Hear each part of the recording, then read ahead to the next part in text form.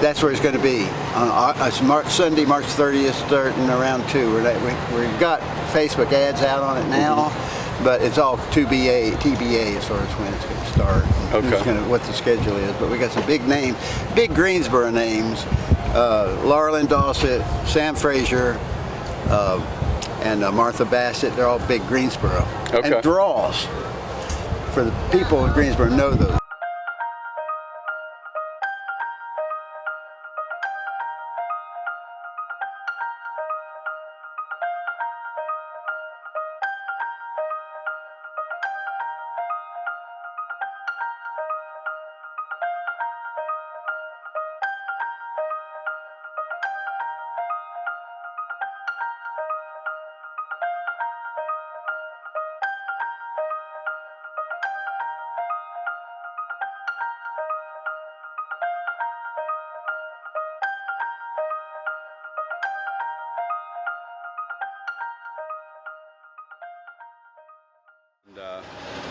This place here in Swannanoa looked completely different than it does now. I mean, it was just destroyed. There was just destruction, everywhere you drove, And I went up to Arden and over 9 to Chimney Rock, and it was just really, really in bad shape. And tell me about the help that you got when the good stuff that came in. You started talking about. Well. Back October 7th, my wife and I came from Chattanooga for 4 days, and we got here, and I went out and cut trees for 3 days, and she stayed here, and then on the 4th day they didn't have anything for me to go do, so I started helping back here with the distribution, and it was organized chaos back then. It's a well-oiled machine now, but back then it was a lot different. It was very unorganized. None of us had ever done it, and it was we just figured it out. Mainly, Ian Monley is the one who started it, so he led the drive to get this distribution going. But after the 4 days, we decided to stay for a week, and then we stayed for 2 weeks, and then we're still here almost 5 months later. But the reason being is we've seen so much goodness. I mean, you just would not believe the people from all 50 states that have driven all night to get here after they gathered up from their neighborhood just untold amounts of donations, money, generators, baby food, just everything you could think of, to come back here, unload it all, then go park next door in the volunteer park, and then come volunteer for the day, 2 days, 3 days, or a week. It's just over and over and over. And one thing I've never seen drive through this gate, I haven't seen one Democrat, not one Republican. There's not one, everybody's colorblind. Nobody cares about anything. All that stuff you see on social media, it stops at them gates. And people just come, good people come to help good people. No one cares about any of the stuff you see online. That I haven't seen one instance of anything other than we're here to help, and they know that we're going to get these donations into the hands of the people that need help. And being able to facilitate that is just, we know, my wife and I know now, this is what we'll do for the rest of our lives. We had no idea. We'd never volunteered before. We retired 2 years ago. So because of what happened here, and all the good things that's happened, and all the goodness, and there's been a little bit of bad, nothing major, but overall, it's everything that's come through these doors has just been love, caring, compassion, appreciation, and cooperation from so many people from all over this world. We've had volunteers that come from all 50 states, Belgium, Scotland, Ireland, Italy, and Canada. And I say this, I have a morning meeting every morning, and I tell people, the first thing I ask is raise your hand if you've never been here, if you're a new volunteer. So every day we have hands go up, and I'm like, well, I'm just going to go ahead and tell you, this may be your new addiction, because I'm telling you right now, the reason that there's so many hands that didn't go up because all those are repeat volunteers. And what happens is you come here to volunteer, you make friends, and you become family. And we have so many volunteers that come for just a few days, like Maxine and I. Well, we have many volunteers here that came in October, and they just thought they were coming for a few days and never left. We have what we call our weekend warriors. They go back as far away as Atlanta, South Carolina, different places in North Carolina. They go work all week and come back every weekend. And so many people have came almost every weekend, maybe only missing 2 or 3 weekends in the last 5 months. And it just grabs a hold of you because of all the goodness you see. And so many people have said this to me, they're like, it's restored my faith in humanity. Well, I'll just go ahead and say I never had lost my faith in humanity. So it didn't restore it, but it just reaffirmed what I already knew. Most of humanity, of the 8 million people in this world, are good. I know the media focuses on the bad, so it seems like it's a lot bigger than it is, but that's not true. This world is made up of good human beings, and humanity is just overall great. And I've seen it here. It reaffirmed what I already knew. And we're winding down now. It's there's a sadness kind of over the place. But these people were friends on Facebook. That's the beautiful thing about social media. The good part is we can keep up with each other. And I just promise you, the next hurricane or the next wherever my wife and I end up, we'll see a lot of these people again. I promise. Mm-hmm. And is there a place like that people can sign up if they still want to help or anything like that? Well, we used to have sign up. There's so many volunteers. So basically, just our Valley Strong Disaster Relief Facebook page has all of our information. You can go on there and find out our hours, the days we're open, the hours for volunteers to show up. It has all the Cash App, Venmo, everything if you want to donate. There's an information where you can send messages and ask any questions, but that's on Valley Strong Disaster Relief Facebook page. Now that we're closing down, they have monetary donations, and they're taking those and they're going to move into rebuilding. So they have several contractors that are lined up. They're ready to volunteer their labor. Jason Ward, who does, has brought a lot of attention to this place with his social media following. He's out every day finding these people that still need help. The people that slipped through the cracks, that never received the help, that lost everything. And the sad part is here. The big thing is you get flood insurance where it might flood. You don't flood in the mountains, so many people did not have flood insurance and lost everything. So he's out finding these people who have lost everything, and they're going to focus their efforts on rebuilding and helping all that they can. So the more people they have that will volunteer their labor to rebuild, the more they can, afford to buy the materials to help these people. And but there's still plenty of room for donations.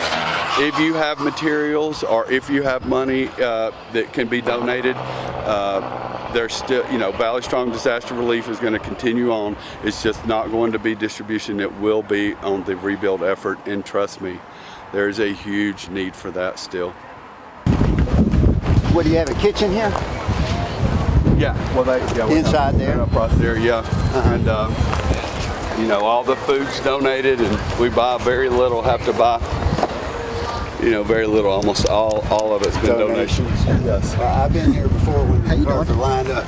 Yeah. It's pretty constant, wasn't it? Oh yeah, and we still get a good bit of cars. They're just not lined up to the street like they used to be.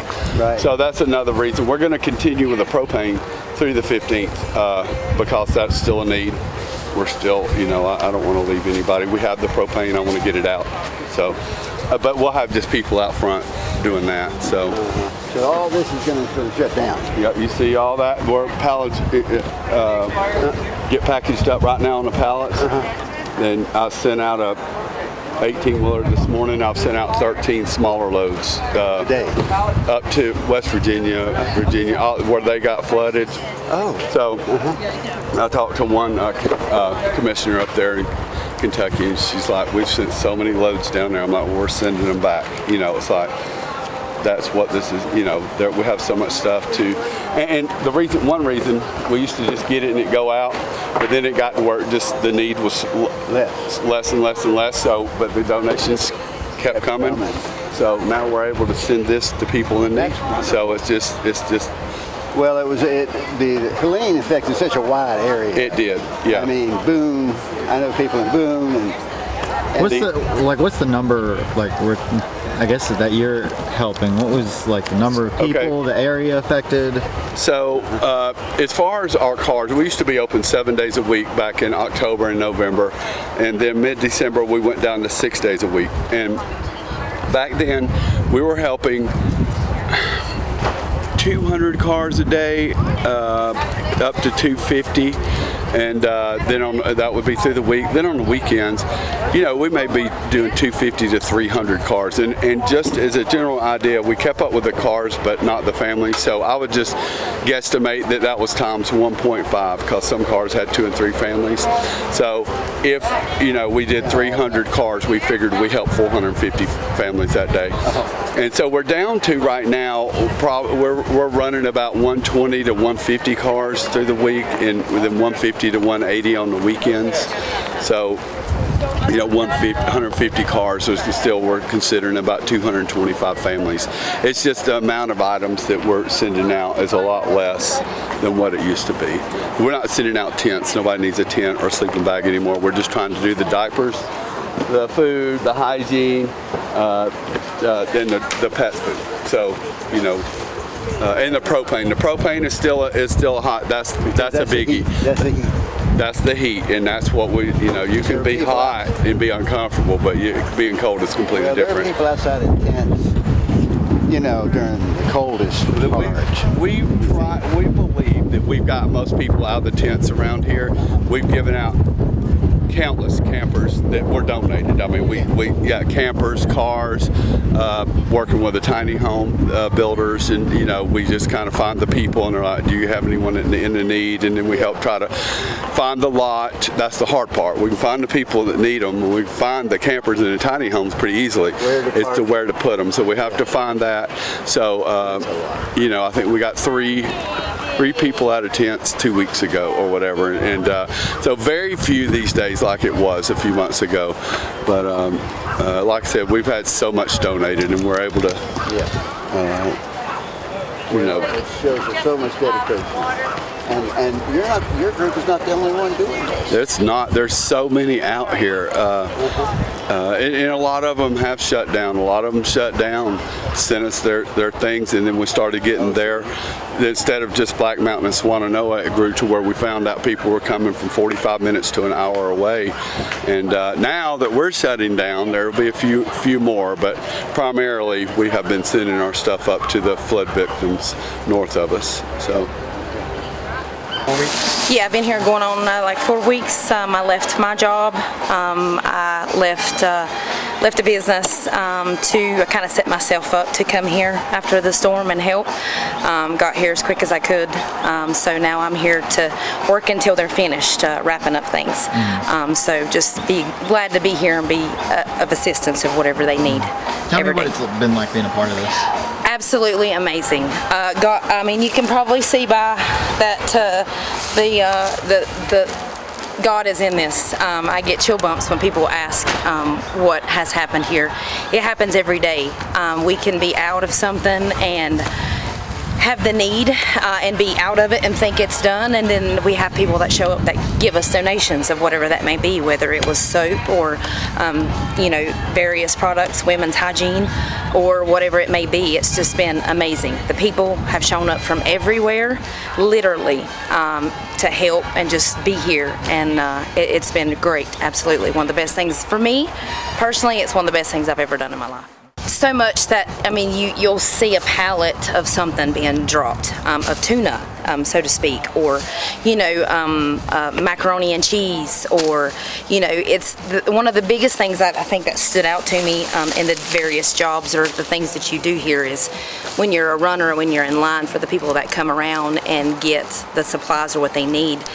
They have a great setup here, the way that they've set everything up of what they needed. But the biggest thing is, like, somebody could come around in line and they need a shovel. They need hygiene items on top of feminine products, food, and they might need a shovel, or that might need a hammer, or light bulbs, or AAA batteries, or whatever the case may be, a cooler. I've been able to go and find it. That's the significant, the amazing part about all of this, is that people are truly getting needs met through people helping people. Well, God led me here. Okay. I got up here October 18th. My cousin lives in Black Mountain.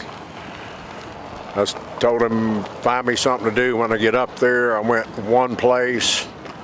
He and I worked one place for a couple hours. It wasn't a fit for us. We wound up here, and the rest is history. Mm-hmm. Yeah. Can you tell me about this organization?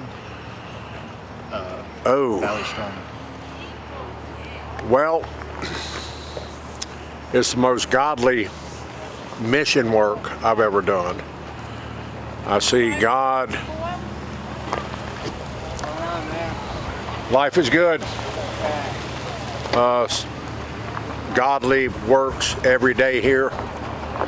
People helping people that they don't even know, people that lost about everything except their life, and they're out helping others they don't even know. So it's the most beneficial thing I've ever done in my life. Feel the most fulfilled, satisfied, and gratified I've ever been in my life. My church was up here last week. They've been getting updates from me since October, and now they came up and worked here, so they saw the goodness and the godliness of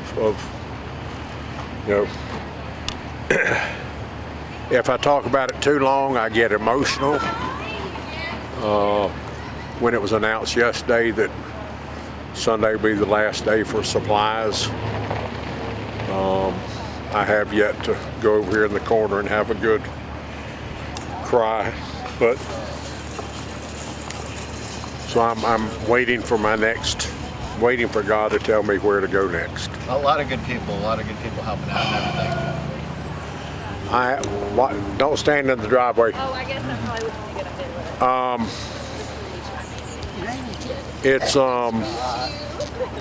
I have a new family that I will carry the rest of my life. And I can't say enough what a blessing it's been, what a blessing it continues to be. Been a life-changing experience for me, definitely. So many people that have worked here, several people that have worked here have either pulled up stakes already and moved to this area or are planning to do so. And working from people all over the country, volunteering, and from 4 European countries and from Canada. It's all been... My son was trapped right after the storm. I got out a day later. I had a tree over my driveway. It's the only damage I had, and I got out to go, no cell service for 2 weeks or 3 weeks or something, or even longer, or water. I had water, but a lot of people didn't. But I went to go find out about my son, and the creek was washed out its bridge. And there were 40 people trapped up there. You hear a lot of stories about people getting trapped, but he was just... And there was a couple up there who had a baby. They didn't have any baby food. They were just on an Airbnb. They didn't have any baby food, and they couldn't get out. They couldn't get to the grocery store. So they just got together. They built a bridge across the stream. One guy had a well and a generator. Everybody took his water, and everybody survived. And then the bridge came in pretty quick. But the bridge we're going to go see over in Swannanoa just got done today, or a couple days ago. It's been that long for the, and it's a major bridge in the town to get. We'll go across it. And the trailers. He was talking about where the trailers were. That was really cool. They had given out a lot of trailers. Some people own this land down here. Some people own land. The houses are gone, but they still have mortgages. That the mortgages haven't gone away. So, but this bridge we just came over, the one that's right there, it just opened up like 2 days ago, and it's sort of, there's a lot of housing and people that live, and they've had to go either side of that bridge quite a distance to get out. And right over there, there's an Ingles and a post office and an Ace Hardware. They haven't been open since the storm. But that bridge, I don't know why it took them so long to do it. So it sounds like groceries might be few and far in between here. Well, that was, they were quick to get electricity to the grocery stores that they could. And but this one is just, it was just sort of decimated. I think they're remodeling it now too, so that's taking even longer. But no, groceries came back pretty quick. Okay. Then, and because that's what everybody has to have. So that was high on the priority of getting electricity there. So when the storm first happened, this place was like a war zone. It was like helicopters every 15, 20 minutes, helicopters coming in and out doing rescues around in the mountains and dropping supplies because the roads had caved in, the driveways had caved in, so people were trapped all over. You had power trucks, you had dump trucks, you had National Guard, you had the power company, and it was just a swarm of people here, and a lot of people came to help in the first part. It was extremely difficult to get around, and so, you know, it's just a huge, huge effort by so many people to repair, and much has been repaired. Much has been repaired. This is one of the slowest areas to get the attention that it needed, so we're glad to see some progress. Even this road we're on right now was just paved a few weeks ago.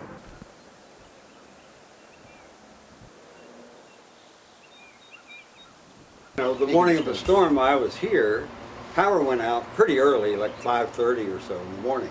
And it was just raining and blowing. It didn't seem like anything special. And every so often I'd come out here and look, well, what's going on? Can't see anything. And then I noticed down at the far end of that lawn of the next house down, brown. What's that? It's brown. Well, it's the river. The river is way over there. It's like a quarter of a mile that way. And normally it's like 10, 15 feet wide and down in 10-foot banks and pretty quiet. And all of a sudden the river is here. Whew. And that lady had to leave for 5 weeks because her basement flooded with gasoline. Who knows where that came from? But it was like the only thing I've seen worse is the tsunami in Fukushima in Japan. Because out there, cars and trucks and trailers and tanks and dumpsters and houses, small sheds and crashing and trees, all down there, and I could hear people yelling for help down, you know, in trees and on roofs. And people died right down there for sure. It was... But the water did not get up to Landon's yard. No, it only got like to the street down there, like the stop. And so he said he had a hole in his tarp. I got a hole in my tarp. The wind blew a hole in. Yeah, That was the that only was the damage big deal. I had from the storm. I'm not But bragging. you couldn't go anywhere. No. You couldn't get out. There was apparently a get out order that had been Well, maybe I don't think that was ever serious. I think those down there was an evacuation order. Evacuation. I don't think we were ever ordered to evacuate. That's what Jim said. that Okay. Up here, we were not ordered to evacuate. But you couldn't and we couldn't have evacuate evacuated anyway. Anyway.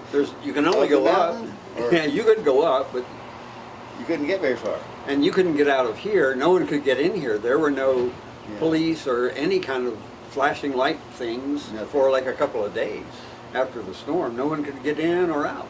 Yeah. So we were all on our own up here, In and it the happened dark, very fast. no power. All of a sudden, yeah. No And cell. so, like, this is a prime viewing area for everybody up the hill. So all of a sudden, my street becomes like ground zero, and everybody's out here talking to each other. And you realize very fast that's your source of information because nothing else is working. There's no phone, there's no cell phone, there's no computer, there's nothing. So it's like you have to ask people, where could I get food? Where could I get gas? And you can't get food, you can't get gas for days, and you can't get ice, you can't get anything. Yeah. And so people banded together.